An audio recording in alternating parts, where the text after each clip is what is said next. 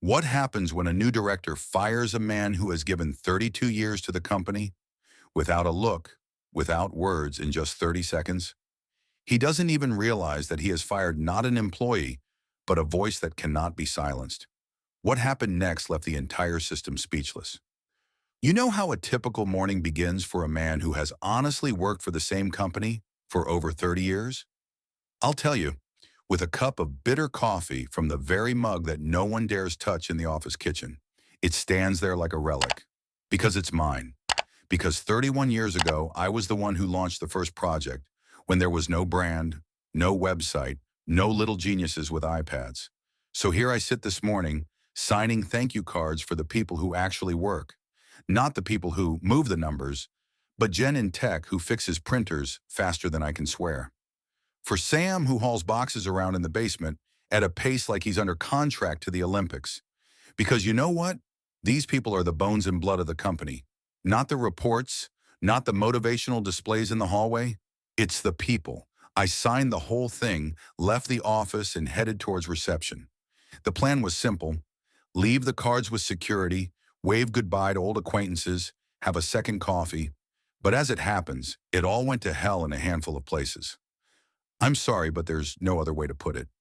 On the fifth floor, I am stopped by a young guy in a blue shirt, the kind of guy who always walks around with a tablet and never makes eye contact.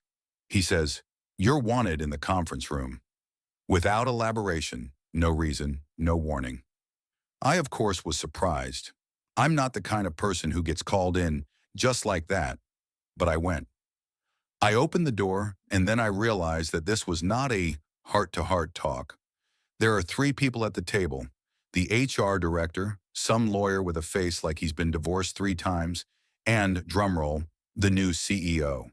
Young, hip, with a toothpaste smile and a tie that cost probably half of Sam's basement salary. He didn't even offer to sit down, didn't say good morning. He just started right in. "Thank you for coming in, Mr. Vanders. We've made the decision to restructure your position. New strategy, new team, new priorities. Translated into human language. We don't need you anymore, old man. Too much thinking. Too few positions in TikTok." I listen, and everything shrinks inside. Not because I'm afraid. There's nothing to be afraid of anymore. It's because I, the man who built the department from the ground up, am being thrown out like extra furniture. Without a word. No thanks. Dry. It's a pattern. I asked you point blank. Is it because of age? He faltered a bit, but his smile didn't waver. We are striving for innovative thinking. We need more flexibility, speed. In short, yes. Age. They slipped me a piece of paper. Compensation is one salary. No bonuses, no farewell speeches. Just a signature. Sign it and disappear. I signed it, not because I agree, but because I realized this scene had already been written. I'm just an extra. I went out into the hallway. There is noise everywhere. Calls, someone is running with coffee, someone is discussing the new sales funnel, and I walk like a shadow. 30 years ago, I built this floor, and now he doesn't even notice I'm leaving. I didn't say anything. Not to my wife, not to my son, not to the people I taught and pulled out. I just sat down by the exit, pulled out a thermos, and for the first time in a long time, I tasted coffee. It was bitter. Honestly bitter. A couple hours later, I got home. Elaine, my wife, welcomed me with the same look on her face as the day I'd told her I'd decided to resign as deputy mayor in the 90s. Only then there was disappointment in her eyes. Now it was anxiety, the kind that women look at men who are no longer in control of their lives. "You're early," she said carefully, taking off her gloves. I nodded. What could I say? That I was thrown out of my own life with a smile on my face? That I was now an extra in a play I'd been writing for 3 decades? I sat down at the table. The coffee she'd made was hot and unbearably sweet. I took a sip and realized I didn't know what flavor I wanted anymore. "Is everything okay?" she asked. I looked at her, at the kitchen, at the pictures on the wall of us smiling, as if life wasn't hitting me in the back of the head, and said, "Fired." She didn't say anything back, just sat across from me, took my hand. We didn't say anything. I could hear the clock ticking and the honking of someone outside the window who urgently needed to go to eternity. I thought this was the worst, that it was over. But as practice has shown, sometimes the blow is followed by a second, third, and the whole fucking barrage. Because the very next day I got a call from HR informing me that my profile had been removed from the corporate website, like, to comply with the new transparency policy. I thought transparency meant being told the truth, not having your name erased behind your back. Then the letter came. It said in black and white that all mentions of my name in project documents would be replaced. By who? Someone who knows the difference between reels and shorts but has never had a live negotiation. I went outside. The air smelled like metal. Chilly. January. People were rushing around like they knew where they were going. And I stood there. I didn't know what to do about it. Go back? Back to where? Back to what version of myself? I walked to the coffee shop where the department and I used to go on Fridays. The barista recognized me. He smiled. The usual, Mr. Vanders. And that's when it hit me. I looked at him and exhaled. No, let's do something new. I'm not business as usual anymore. He froze, then nodded awkwardly. And I sat down at the table by the window and stared, just staring, at a world I no longer fit into, one that's moving too fast, or pretends to. But you know what I realized? I'm not broken. I'm just sitting here thinking. And that, believe me, is the most dangerous stage for those who have decided I'm expendable. That evening, I opened an old box of papers. There were newspaper clippings about our projects, printouts of letters from clients, even a couple handwritten thank you notes. They used to mean something. Now they're just paper. I came across one draft, a reorganization plan that we never implemented because it wasn't the right time. It's funny, isn't it? The timing is always wrong. When you're needed, you're in the way. When you're in the way, it's time to leave. And when you're gone, no one remembers you. The next morning, I found myself outside the office building again. Instinct, habit, the address embedded in my bones. I didn't go in, just stood on the other side of the street and watched those in suits as instructed go inside. Some of them used to chase me with questions. Now they don't. And thank goodness, I remembered how a few years ago I was the one who insisted on introducing a training program for young employees. Someone then said, "Why teach those who are going to leave anyway?" And I said, "Maybe they won't if they feel there's someone here who cares." It's funny now, isn't it? I sat down on the bench, took out a notebook, wrote down one phrase, "Don't say goodbye, remember." It's not about revenge. It's about not letting the system swallow me whole. I had nothing more to do in that structure, but I still had a voice. And as long as I have one, I'm not going to be silent. Because if you don't speak up, you don't exist. The third day after I was fired, I went to the library, not for books, for silence. There was a 20-something guy sitting in the periodical section, leafing through startup reports. I recognized him. He had once interned at our company. He was trembling when he made his first presentation. I supported him. Now he didn't even recognize me. I smiled. You know, sometimes it's nice to be invisible. It's liberating. You don't wait for approval. You don't owe anyone anything. You just sit in the hall between the shelves and remember who you are. No business cards, no job titles. And it was there among the time-smelling pages that I realized I wasn't fired. They just freed up a space that I no longer have to fill, which means I can do what they didn't have the guts to do. Not fight for my place. I can create a new one, my own. One where you don't have to pretend to be younger, where experience is not a burden. It's a weapon. I left the library a different person. Yeah, without an office, yes, without a sign on the door, but with an inner core that they tried to pull out. They couldn't, and from now on, whatever happens next is not their game. It's mine. What happened next changed everything. You don't want to miss how it unfolded. I thought the worst was over. It's true. When you are fired without warning, thrown out of your own history like an unnecessary line in Excel, it seems that you can't go any lower. But as they say, don't underestimate the ambition of those who want to wipe you out. The day after I was laid off, I received an email. Formal, no reference, no signature. Just a notice. My corporate profile has been deleted. Not frozen, not archived, Deleted. Like I never existed. I called HR back. A new girl answered, her voice too chipper for 9 o'clock in the morning. Good morning. Customer service is speaking. This is Vanders. Did you delete my profile? Pause, clicks of keys, then a short one. Confirmed. Access to corporate resources is no longer available. Your profile no longer appears on the site. Do you realize that I was the face of 5 contracts and... I'm sorry, Mr. Vanders. This is not up for discussion. The decision has been approved at the executive level. There you go. No thank you. No sorry. Just non-negotiable.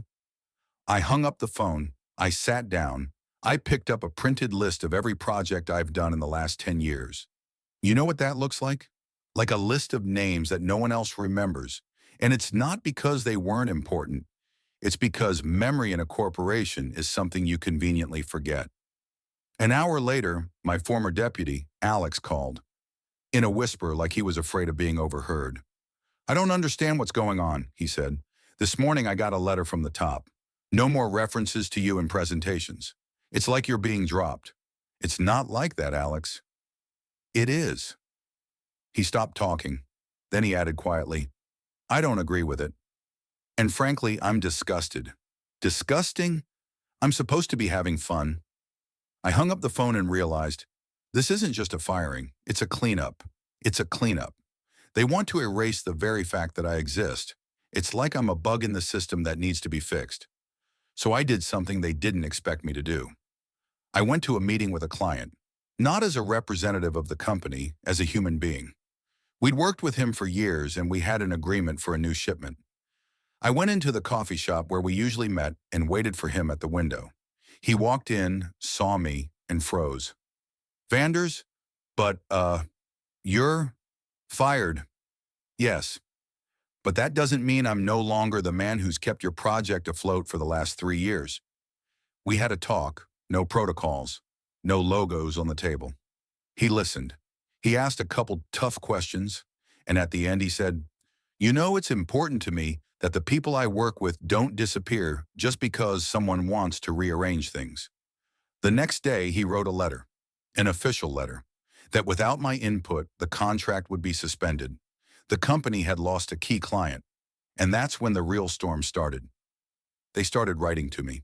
First, people who had long since left the company, who, for various reasons, had been displaced, forgotten, zeroed out.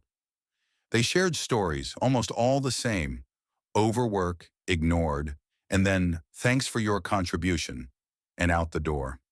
One woman, a former lawyer who worked on the 3rd floor, wrote me a 4-page letter describing how she was kicked out after she refused to sign a questionable contract.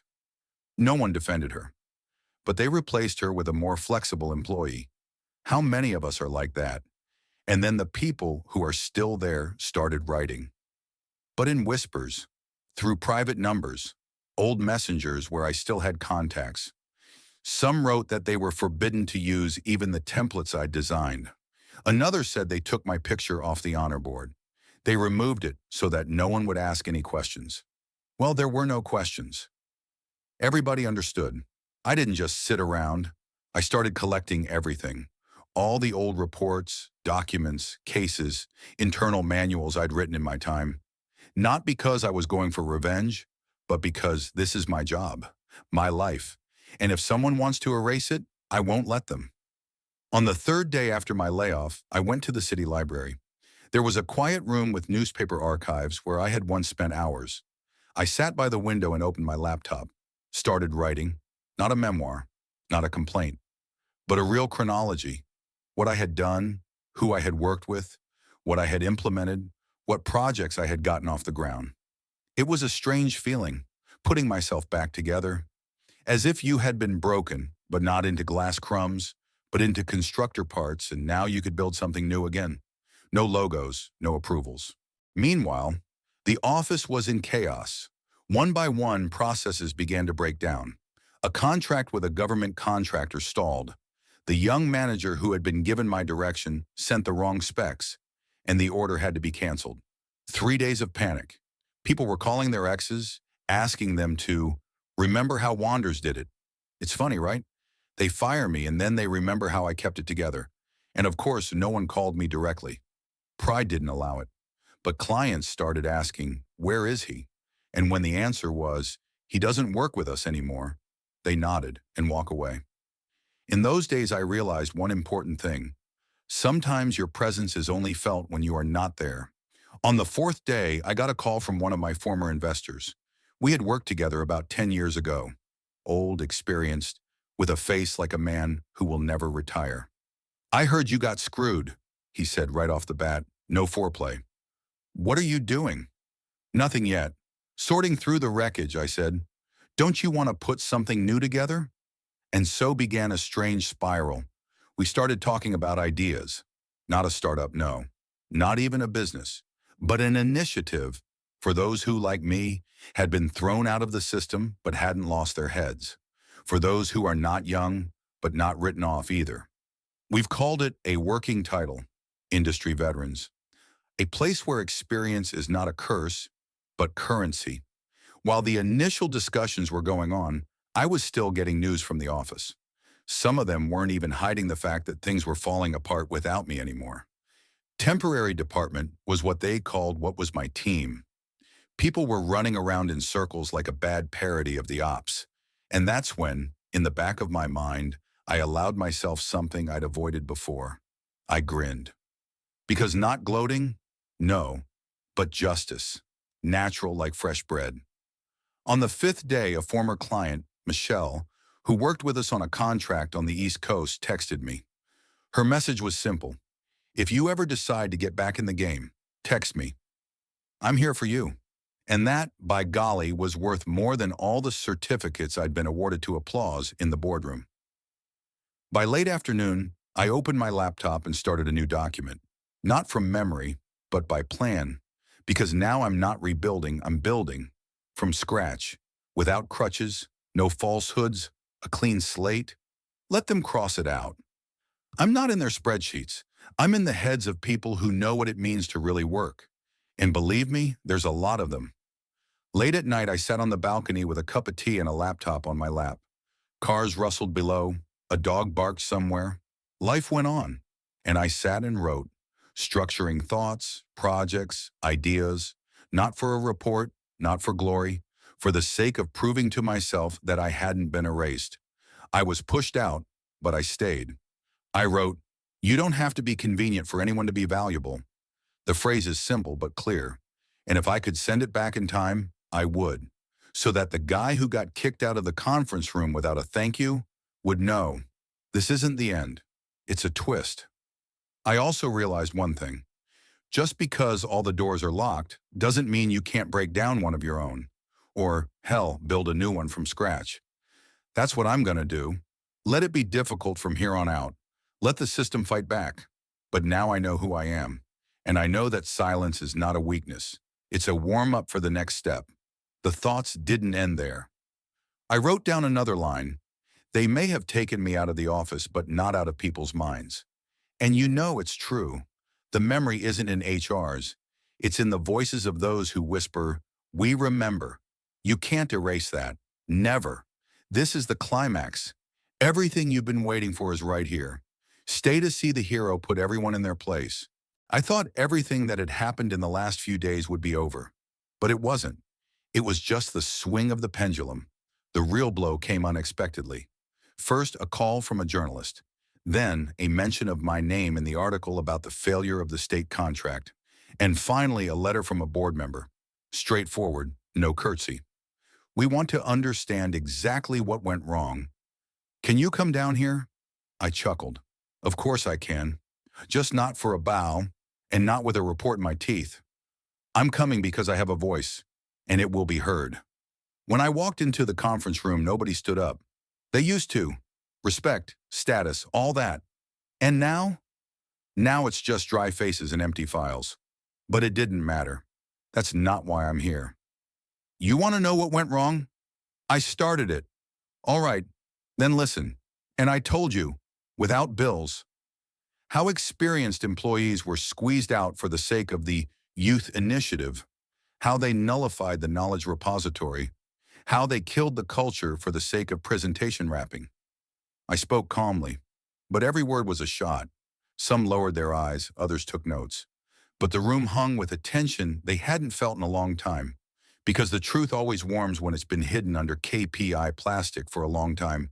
When I finished, no one applauded. And thank goodness for that. It wasn't a show, it was a reminder. After the meeting, I was approached by one of the people who used to be intimidated by me. "You left us no chance to hide," he said. I wasn't going to. And I walked away, not loudly, not defiantly, just quietly. Because climax doesn't require fireworks, it requires clarity. 2 days after the show, I got a call from Alex. His voice was strained, but with a touch of relief. "They're disrupting the rally. The council is calling a special meeting. They say management changes are needed." I wasn't surprised. In a system with no moral foundation, any upheaval becomes an earthquake, and I just became the one to poke my finger in the crack they were trying to gloss over. While the corporation was frantically trying to rethink its values, I was working. Not alone. 15 people had already joined the Veterans of Industry project. All were professionals with solid backgrounds who had been thrown out of their companies because of the same diagnosis. Too old. We gathered in an old co-working space rented through an acquaintance, with no budget, but with an idea that was more powerful than any investment round: to reclaim our voices, to become the ones who could no longer be silenced by trendy slogans and marketing campaigns. I gave lectures, I've written articles, participated in podcasts. Most importantly, I've helped others find new outlets, not looking for work, but creating it. Meanwhile, my former company was convulsing. 2 major contracts had fallen through. One partner left for another holding. The press began to publish articles with headlines like, "When Youth Can't Save You." And in every paragraph, it was between the lines. And they had someone who knew how to keep the system in balance. I started getting offers from competitors, from foundations, from people who used to look over their heads. I took my time to respond, because now I wasn't looking for a place. I was making my own. At one of the lectures, a guy in his 40s approached me. He looked like a typical, successful manager. Suit, iPhone, confidence on his face. "I heard you're the Vanders who got fired on age grounds. I didn't think you'd ever be in the public sphere again." I looked him straight in the eye. "I'm not surprised. We of age don't come back right away. But when we do, we stand for a long time." He stopped talking. And then he shook my hand for a long time, respectfully, because now I wasn't just a voice from the past. I was a voice that couldn't be drowned out. A week later, I got another call, this time from the same company. Not from the board, no. From within. Martha, the former product director. The voice is strained, almost guilty. "I know what it looked like. I know how it was. We all kept quiet. And maybe it's too late now, but I want to work with you. That's it." People started coming back, not as warriors, but as those who were tired of being afraid, who realized that the truth spoken out loud is worth more than any bonus. We didn't say no. We were collecting. I wasn't trying to destroy their empire. I simply became an alternative, a space where they don't ask how old you are, where they don't count the number of subscribers before listening to what you can do, where they don't fire you because your whiskers are graying. A month later, we officially registered the initiative as a foundation. No pathos, no publicity, but with a mission: to give back a voice to those who'd been shut out. And then there was a letter from the CEO, the same one who fired me without making eye contact. "I'd like to meet you. Realized a lot of things. Maybe I was wrong." You know what I did? I said yes. We met at a neutral cafe. No cameras, no witnesses.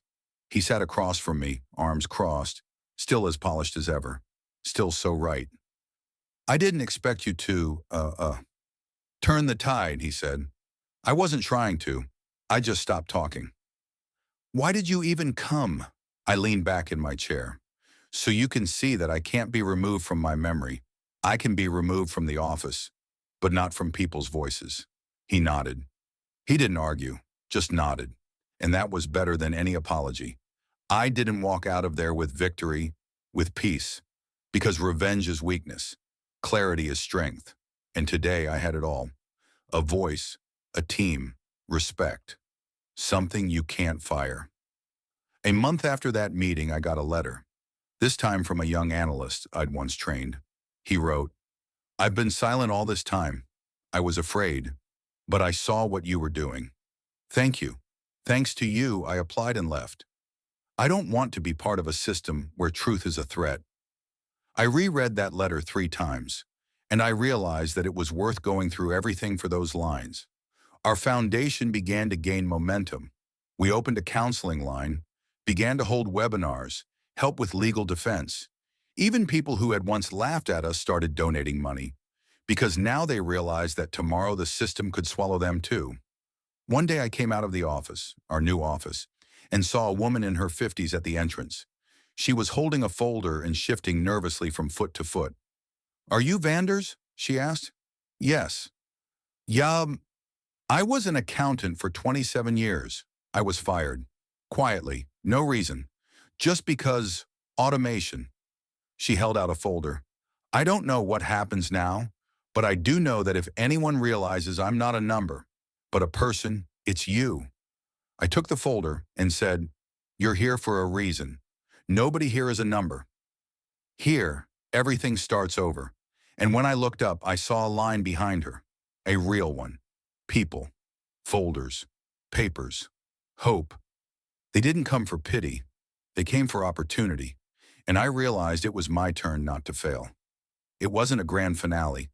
There was no fanfare. There was no camera filming me climbing on the pedestal. It was just a normal day. And me at my desk, in silence, among people who believe they are being heard. I was back where I belonged, not in the company, but in life. And you know what? No office could take that away. Later that night, I came home a little later than usual. My wife met me in the hallway, looked at me carefully, and suddenly said, "You're standing differently again." I didn't understand. "You used to come in like a man who'd had his steering wheel taken away. And now you're the one who knows where to steer again." I hugged her silently, because she was right. Sometimes you have to fall down to feel the strength to get up. And not just to get up, but to pull others with you. I went up to the office. There was a list on the desk, names of new participants, applications, schedules. It was just getting started, and I sat down at my laptop, because there was one email I hadn't written yet. Not to the company, not to the CEO, to myself. I wrote, "You survived. You didn't become different. You became you. And you did what they didn't. You remained human." Close the laptop. I smiled and realized now it really is the end. But not the end. It was the beginning.